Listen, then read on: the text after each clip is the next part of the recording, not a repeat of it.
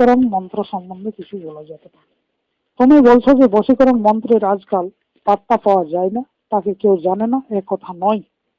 বশীকরণের মন্ত্র এখনো সংসারে বর্তমান, কেবল তুমি তার সচ্চা গুরুকে জানো না, তাকে ভুলেছ। বশীকরণের সচ্চা গুরু সেই যে সারা সংসারকে বশ করেছে। সূর্য, চন্দ্র, তারা তথা অনেক গ্রহ উপগ্রহ তার বশ হয়ে নেচে থাকে। এত বড় সংসারে এক অণুও নেই যে তার বশ নেই। তাকে যদিও কেউ এই চোখে দেখে না, তবুও তাকে সবাই মানে। তার সাথে আজ পর্যন্ত নেই এ বাক্য লাগে না, কেননা সে শত প্রমাণ, স্বয়ং সিদ্ধ এবং স্বয়ং প্রকাশ আছে। তাতে এত শক্তি আছে যে সারা সংসারে বিনা তাকে প্রত্যক্ষ করেই তার সচ্চা প্রেমী হয়ে থাকে। ওই পরম প্রিয়ের নাম হলো ঈশ্বর, ব্রহ্ম, পরমেশ্বর বা আত্মা। যদি তুমি বশীকরণকে চাও তো তার পাশে এসে যাও। আত্মাতে বশ করার শক্তি আছে, এক আত্মায় এই রূপ আছে যা থেকে বশীকরণ স্বয়ং তার বশ হতে পারে।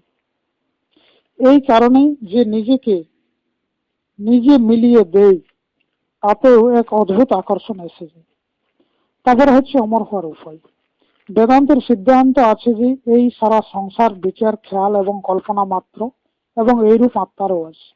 আত্মার বিচার স্বরূপ উদ্দেশ্য এই যে আত্মা এবং সংসারে কিছু ভেদ নেই। আত্মা হলো চেতন, সারা সংসার তার কল্পনা, এর বিরুদ্ধে তো ভ্রমেই বিদিত হয়। যত আমরা বিচার করতে যাই, এই কথা প্রত্যক্ষ হয়ে যায় যে সর্বং খলিদবং ব্রহ্ম, এই সিদ্ধান্ত সর্বদা সত্য। সারা সংসার ব্রহ্ম, এর অর্থ এই যে সারা সংসার আত্মা বা আত্মার কল্পনা। চেতন বিচার মাত্র, সেই সংসারের সব কথা বিচার মাত্র।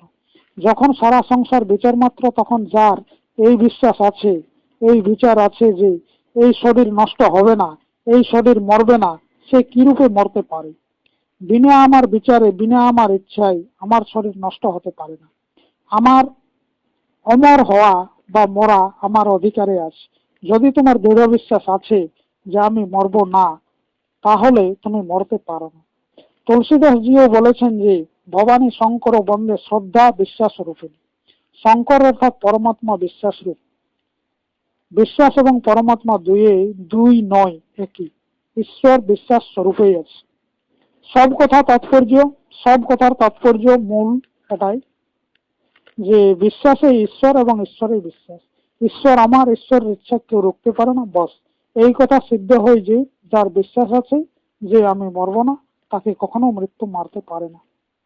সবকে মরতে দেখে এবং শুনে তোমার এও বিশ্বাস হয়ে গেছে যে মানুষকে মরা আবশ্যক। এই বিশ্বাস কাল, এর নাম মৃত্যু। এ মানুষকে মারে, কিন্তু মৃত্যু ব্রহ্ম থেকে প্রবল নয়।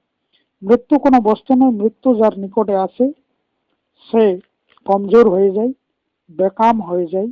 তাহলে সাক্ষাৎ মৃত্যুতে কি হয়? সে তো আরো কমজোর হয়।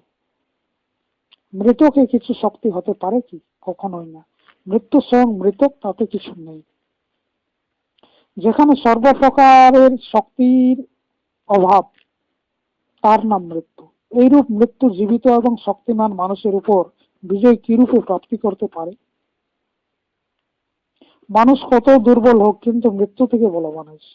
মানুষের মধ্যে দুর্বলতা কিরূপ বা কিরূপে আছে? মানুষ তো আত্মা এবং আত্মা হলো ব্রহ্ম। ব্রহ্ম শক্তিমান, তাহলে আত্মা এবং মানুষ শক্তিহীন কিরূপে হতে পারে? বিনা তোমার ইচ্ছে মৃত্যু তোমার কাছে আসতে পারে। আচ্ছা, এখন সারা বিশ্বের কথা জানুন। এই সারা শরীরের উপর তো নিজ ইচ্ছারই রাজ্য।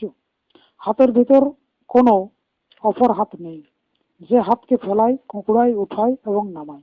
এর কারণ আমার ইচ্ছা। যখন আমি ইচ্ছা করি তখন হাত টেনে নিই, যখন ইচ্ছা করি ফেলে দিই বা প্রসারিত করি। ইচ্ছা করলে হাত ফেলাতে বা উঠাতে দেরি লাগে না। এভাবে সারা অঙ্গ আপনার ইচ্ছারই অধীন। যখন প্রত্যেক অঙ্গ আপনার ইচ্ছার অধীন, তখন তার ছোট ছোট অংশ আপনারই অধীন। এ প্রমাণিত হাত বসে আছে আঙুল অধীনতায়। এভাবে বিচার করে দেখেন তো আপনার শরীরের এক এক পরমাণু আপনার অধীন, আপনার ইচ্ছার অনুসারে নেচে থাকে। ভালো তো যখন যে শরীরের সারা পরমাণুর উপর আপনার অধিকার আছে। যখন যে শরীরের সারা পরমাণুর উপর আপনার অধিকার আছে, তখন এই শরীর আপনার বিনা ইচ্ছায় নষ্ট কিরূপে হতে পারে? যখন এ আপনার ইচ্ছায় উঠে বসে দৌড়ে এবং চলে, তখন সবার তখন বিনা আপনার ইচ্ছায় সে নিশ্চেষ্ট কিরূপে হতে পারে? অপর বিনা নিশ্চেষ্ট হয়ে বিনা জড়ে এই শরীরকে শরীরকে মৃতকে বলতে পারে। অতএব নিজ শরীরের উপর নিজ ইচ্ছা এবং বিশ্বাসের রাজ্য দেখে আমি বলতে পারি যে ইচ্ছা এবং বিশ্বাসের সুধারে সারা রোগ এবং মৃত্যুকে জিতে নেওয়া কোনো কঠিন কাজ নয়।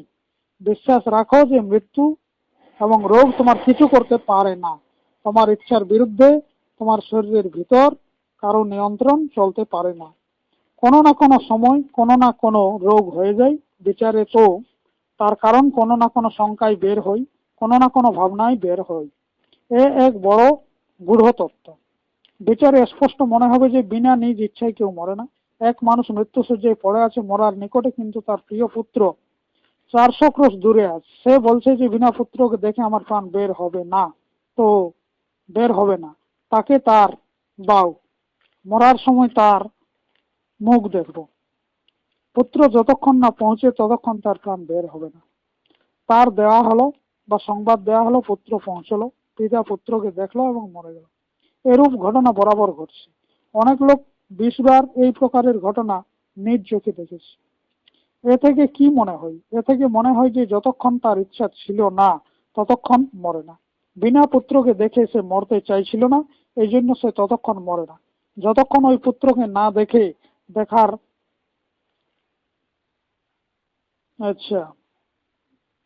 দেখার পর মরল। কেননা পুত্র দর্শনের পর তার ভিতর জীবিতের কোনো প্রবল ইচ্ছা ছিল না। জীবিতের কোনো প্রবল ইচ্ছা না থাকলে অল্প তকলিফের বা কষ্টের পর মানুষ মরার ইচ্ছা করে নেয়। খুব বিচার করলে মালুম হবে যে কেউ বিনা নিজ ইচ্ছায় মরে না। চেতনে বড় জোর আছে, মৃত্যু এর কিছু করতেও পারে না। কখনো চেতন মানুষ মরতে দেখা গেল না। মরার আগে সব মানুষ বেহুশ, সংজ্ঞাহীন বা অচেতন হয়ে যায়। তখন মরে বেহুশ হলে মৃত্যুর বশ চলে। বেহুশি এবং রোগও কোনো কোনো ইচ্ছাই হয়। এ প্রসিদ্ধ যে যোগী এবং ব্রহ্মজ্ঞানী বিনা নিজের ইচ্ছায় মরে না, মৃত্যু তাদের অধীন হয়ে যায়। আচ্ছা, কাকভূষুণ্ডী লোমস, নারদ অশ্বত্থামা গোরক্ষ বা গোরক্ষ এবং ভর্তৃহরি আদি কত যোগী অমর আছেন।